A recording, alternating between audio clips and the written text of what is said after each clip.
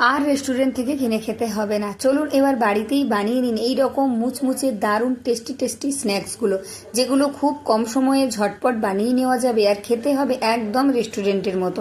তাহলে চলুন শুরু করি আজকের এই দুর্দান্ত স্ন্যাক্স রেসিপি। নমস্কার বন্ধুরা, কেমন আছেন সবাই? ভালো তো? পাপিয়ার ঘরোয়া চ্যানেলটিতে সকলকে জানাই স্বাগত। চলে এসেছি আবার একটা দুর্দান্ত স্বাদের রেসিপি নিয়ে। রেসিপিটা তৈরি করার জন্য প্রথমেই গ্যাসে আমি একটা কড়াই বসিয়ে 1 টেবিল চামচ সর্ষের তেল দিয়ে দিয়েছি। তেলটা ভালো করে গরম করে কড়ার চারিদিকে একটু লাগিয়ে নিয়েছি। এবার দিয়ে দিলাম একটা মিডিয়াম সাইজের পেঁয়াজ কুচি। পেঁয়াজটাকে খুব বেশি মিহি করে কোচানোর দরকার নেই, এরকম একটু কুচিয়ে নিলেই হবে। এবার পেঁয়াজটাকে আমি গ্যাসটা হাইতে করে দিয়ে হালকা করে ভেজে নেব, খুব বেশি লাল করে ভাজার দরকার নেই।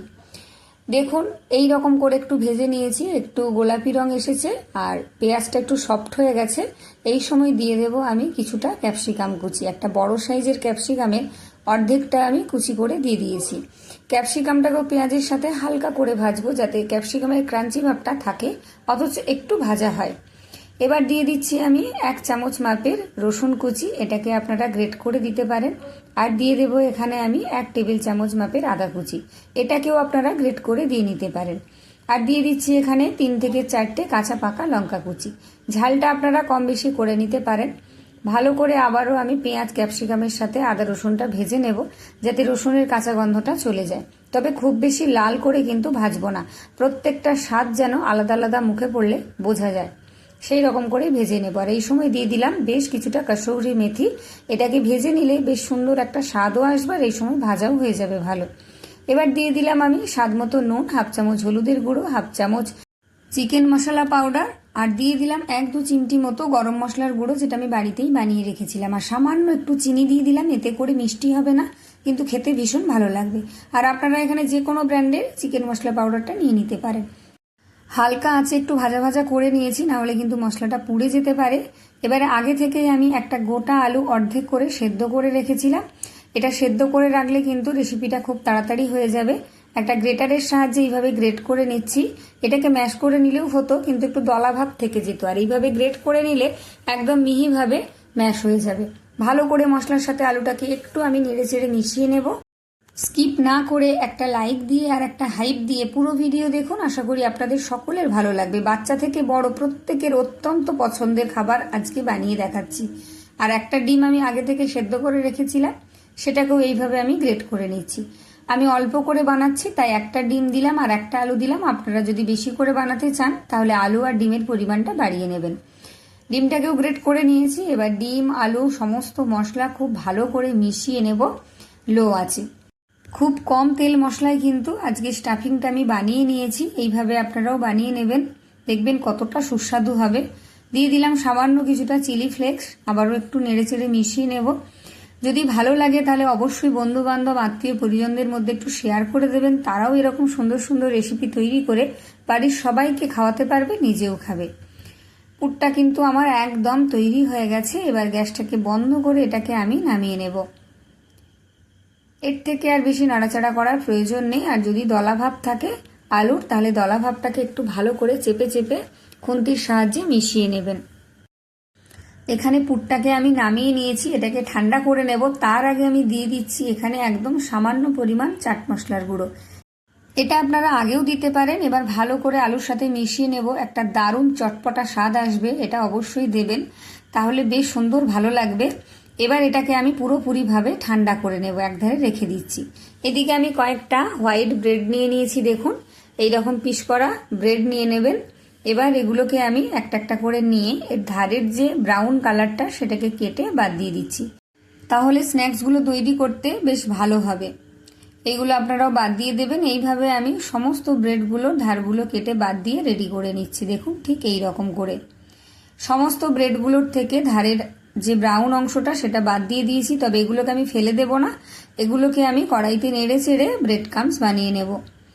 এবার একটা বাটি নিয়েছি আমি, বাটির মধ্যে দিয়ে দিলাম 2 টেবিল চামচ মতো ময়দা, আর দিয়ে দিচ্ছি আমি 1 টেবিল চামচ মতো কর্নফ্লাওয়ার। এবার এর মধ্যে দিয়ে দেব আমি সামান্য কিছুটা গোলমরিচের গুঁড়ো, আর দিয়ে দিচ্ছি সামান্য পরিমাণ নুন। এটা কিন্তু আপনারা আন্দাজ করে দেবেন। এবার অল্প অল্প জল দিয়ে এটাকে আমি ভালো করে গুলে একটা পাতলা ব্যাটার তৈরি করে নেব। এইরকম ব্যাটার কিন্তু তৈরি করে নিতে হবে। আপনারা শুধু ময়দা দিয়েও তৈরি করে নিতে পারেন। যদি হাতের কাছে কর্নফ্লাওয়ার না থাকে এটাকে খুব বেশি ঘন করা যাবে না, একটু পাতলা করে তৈরি করে নিতে হবে। ঠিক এই রকম করে, দেখেই বুঝতে পারছেন, এই রকম করে তৈরি করে নিতে হবে।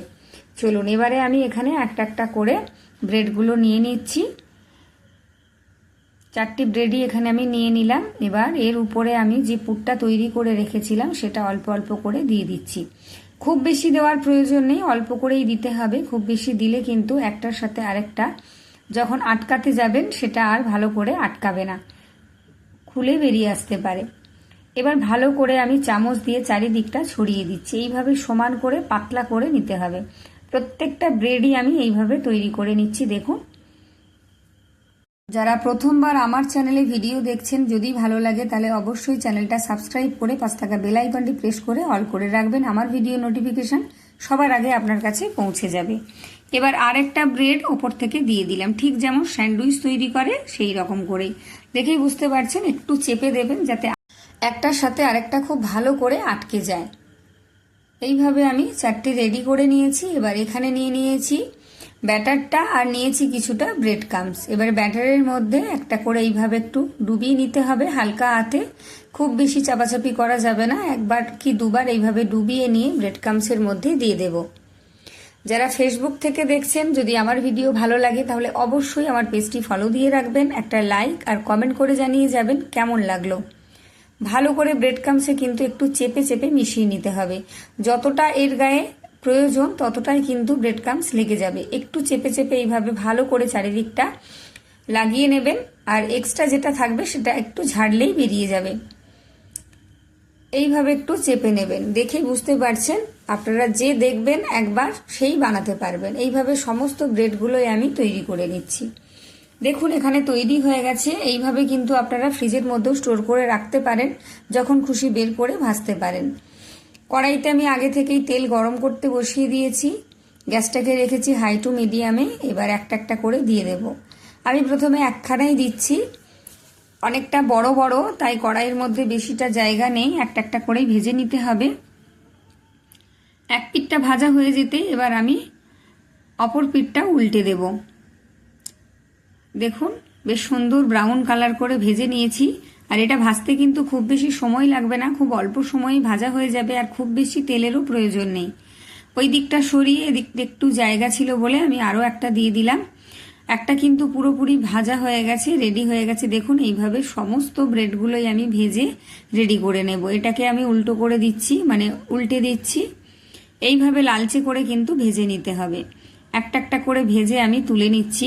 দেখুন এটা যে কতটা মুচমুচে আর কুড়মুড়ে হবে সেটা আপনাদেরকে আর বলার অপেক্ষা রাখে না। ব্রেড ক্রাম্বসে দেওয়া মানেই এটা ভীষণ মুচমুচে হবে আর ভীষণ টেস্টি। বাচ্চারা তো ভীষণ পছন্দ করবে, বড়দেরও ভালো লাগবে। অবশ্যই কিন্তু কমেন্ট করে জানিয়ে আমাকে যাবেন যে কে কোথা থেকে দেখছেন আর ভিডিওটা আপনাদের কেমন লাগলো। আর লাইক, কমেন্ট, শেয়ার, সাবস্ক্রাইব করতে ভুলবেন না, একটা হাইপ দিয়ে দেবেন। তাহলে আজকের মতো টাটা, সবাই ভালো থাকবেন, সুস্থ থাকবেন।